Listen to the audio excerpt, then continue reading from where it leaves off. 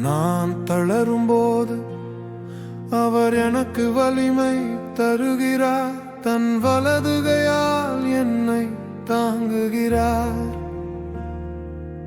நானும் தேவன் என்று அவர் அறிவிக்கிறார். அவர் எங்கள் தேவன் என்று நாங்கள் அறிவிக்கிறோம். ஆமென்.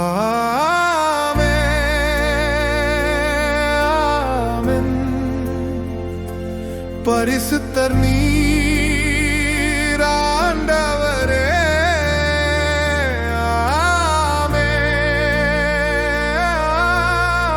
ஆமென்.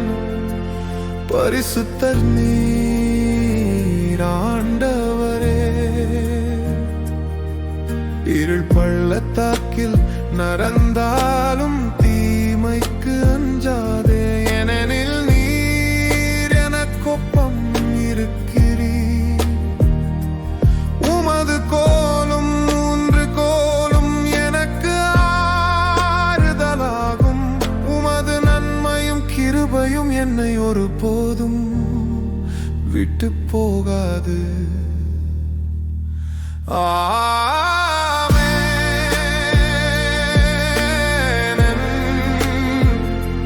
பரிசுத்தர் நீர் ஆண்டவரே.